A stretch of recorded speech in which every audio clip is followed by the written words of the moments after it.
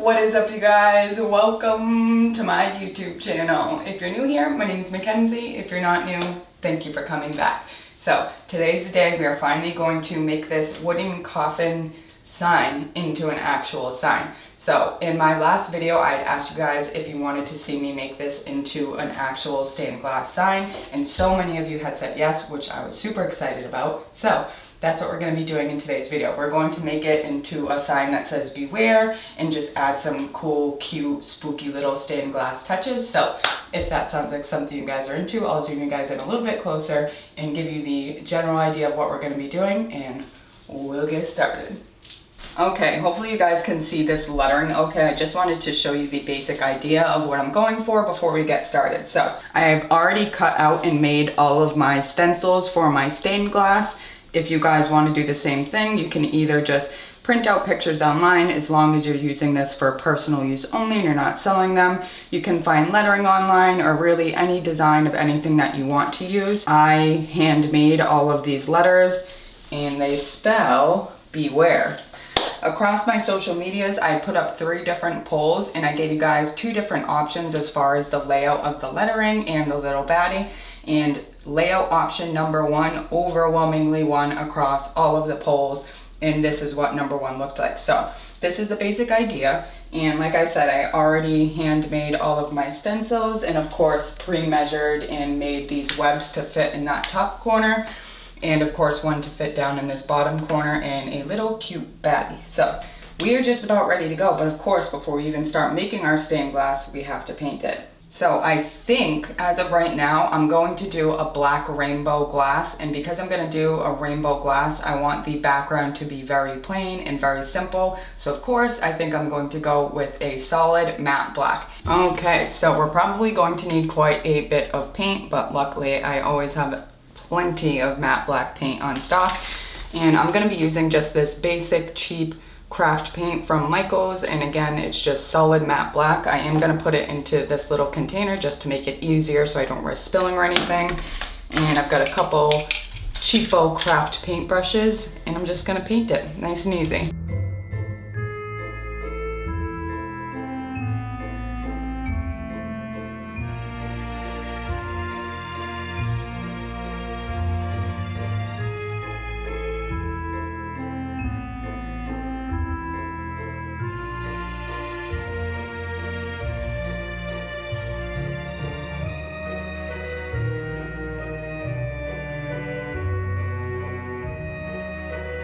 Alright guys, I'm in quite the dilemma. Again, another instance which I wish I could get you guys' live answers. So when I had originally started doing this project, I was planning on doing all of the lettering and the details, so like the spider webs, the baddies, in this beautiful black rainbow glass. This glass is absolutely stunning and it would look really cool on a black back. But reality is, you guys know me, I don't keep my own work, except this piece I'm obviously going to be keeping. It's huge. I can't ship this to anyone. And you know me in my house, everything is black and white, even though I absolutely obsess over iridescent and rainbow iridescent glass, and I love working with it. I don't hang it in my house. I don't have rainbows in my house, and I think that's why I do gravitate towards it so much, because personally, I love just solid black and solid white over anything else. So now I'm stuck. Are you guys going to enjoy this rainbow more? Or would you enjoy the modern look of gray and white? So here's what I'm thinking. I'm going to do all of the lettering in this beautiful gray and white wispy glass. And then I'm going to do the spider webs at the top and the bottom and the little baddie in this solid white glass, because this is really gonna pop on this black coffin background, right? So I'm torn, because this is what I would want for my house, but are you guys gonna want me to use the black rainbow iridescent? So I'm torn. If I was selling it, I would do the black rainbow iridescent, I think, but I'm keeping it. So now I'm torn. Do I do all of it in this black rainbow iridescent, or go with my gut and do the gray and the white? I think it's gonna have to be the gray and the white. All right, let me clear this space. We're gonna let this wood finish drying, but while we're doing that, we're gonna start cutting our glass.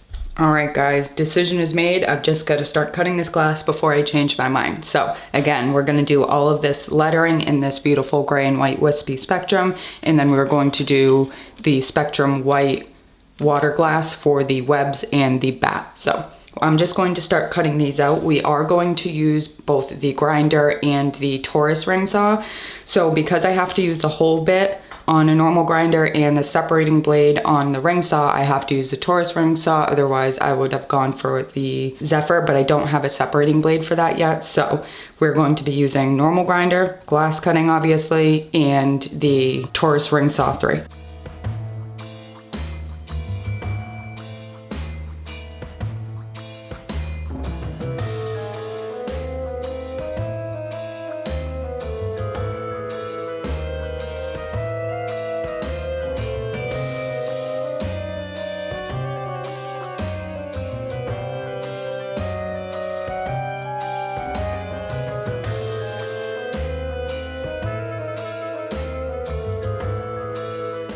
Alrighty guys, so I've got all of my letters and my baddies and webs cut out, but before we can get into any grinder or the ring saw, we do have to use a whole bit and get these holes poked. That way we can actually use the separating blade on the ring saw. So I think that's the first thing I'm gonna do. I'm going to use the whole bit, get holes in those, ring saw, then grind everything together on a normal bit. Alrighty guys, so we are just about ready to start drilling our holes through the pieces that will need the separating blade. Obviously, like I said, you got to put a hole through it first, then you can take it to the separating blade and cut that section out. So I get a lot of questions all the time about how I keep my Sharpie on the glass while I'm using a ring saw, and I've never had to use anything. It's just been fine. The Sharpie alone has been fine, but I've been told by many people you can use any really oil-based product, so something like Vaseline or chapstick. So I figured I would just give chapstick a go. I got a new case right here, or a new tube, and I figured we'll just give it a shot and see if it actually does help, because it is a question that I get all the time. So let's just see. I feel like this itself is going to make the Sharpie rub off. Oh no, it doesn't. Okay. Alright, we'll see if that gets it to stick. This is going to be a pain in the butt to wash off, I will say that. Interesting. Cool, I hope that really makes it stick completely. That would be cool. Alright, so I'm going to do that on all these pieces, and then we'll start drilling in our hole bits.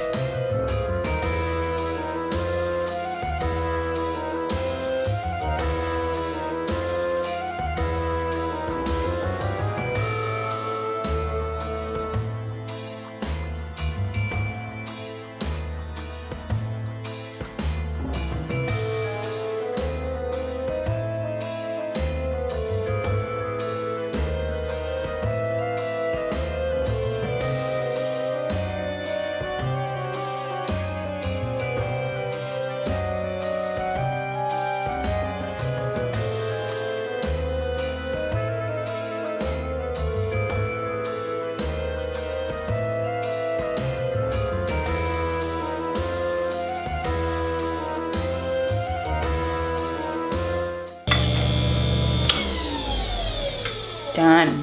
Finally. Look at my eyelashes, these lashes that I have on today.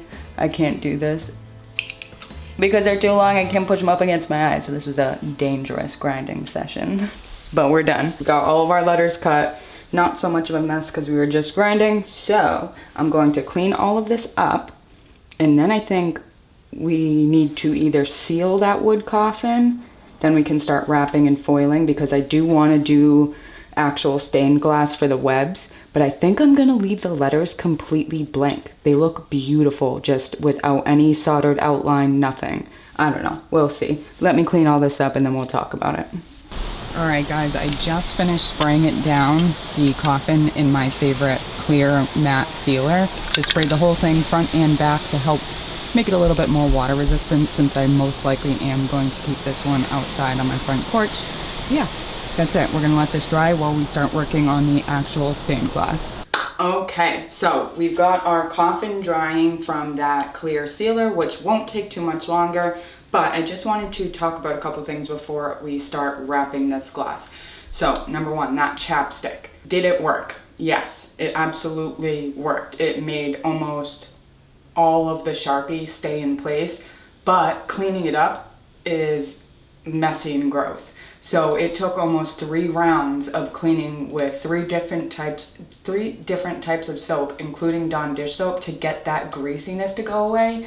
And I can only imagine if you leave any of that residue on that glass, you guys know your foil is going to peel back. It's not going to be as strong as it should. So yes, it does work, but I don't think it's something you should jump to use if you really don't need to. If it's a quick pass through the ring saw, I wouldn't worry about it. But for pieces that are more intricate, it is definitely something I will keep in the back of my mind because it absolutely worked. It was just a little bit of a pain to clean up. So everything is clean, ready to go. We just got to wrap them in foil and then we can solder them and start putting this piece together. My name is Bailey Sarian and I'd like to welcome you to the Library of Dark History.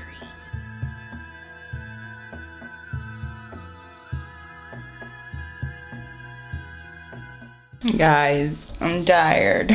It's already been, I don't even know how many hours. It's been all day that I've been working on this.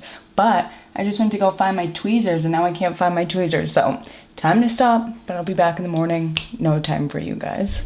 Good morning, guys. So as you can see, I finished foiling my little webs here, and these sections right here, I obviously did a foil overlay.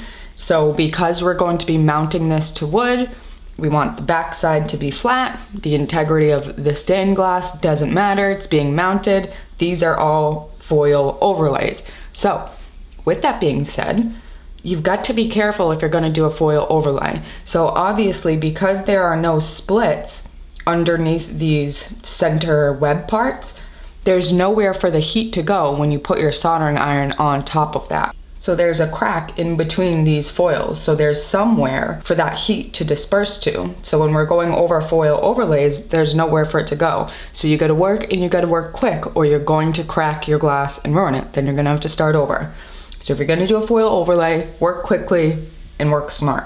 So we've got our pieces ready, foiled, and I think I'm just gonna solder them. Again, if you guys have any specific questions on any step in stained glass, I have dedicated videos to all of them on my channel.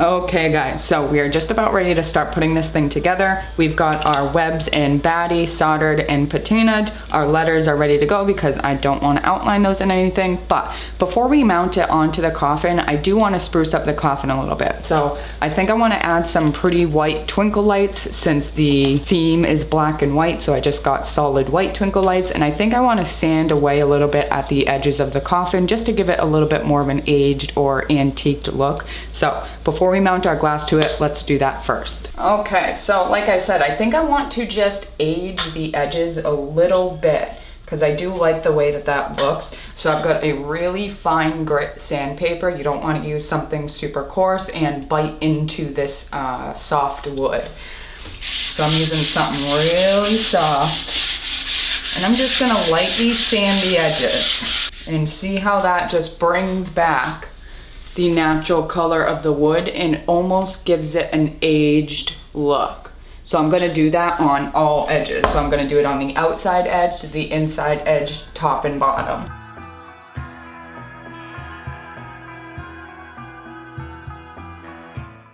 See how much nicer that edge looks with just that little bit of sanding. It gives it that little something extra on a completely matte black surface. And it takes 2 seconds to just sand those edges down, bring that natural wood back out. It looks really, really cool.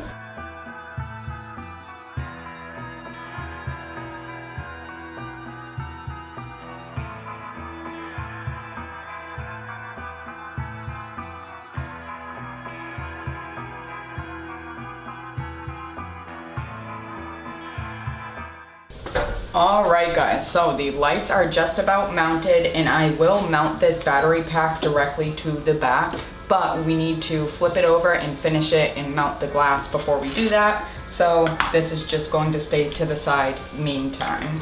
Okay, so before we start putting any of the lettering on, I think we can put the spider web and the baddie in place first. That way we have a space to measure for our letters.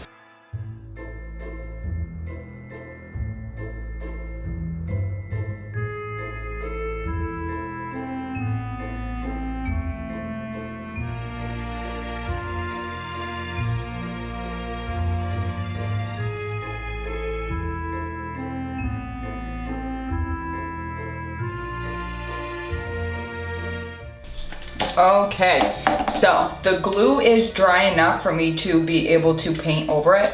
So I'm just taking a smaller, sharper brush, and like I said, I'm gonna go in and paint anywhere that the glue has poked through underneath the glass. So for example, you can see the glue right there, and we wanna blend that in. So I'm going to take the same exact paint that I painted the entire coffin with and just go over those areas, because even though E6000 is clear, it's shiny. And since this is a matte black background, I am going to touch those areas up with that black paint.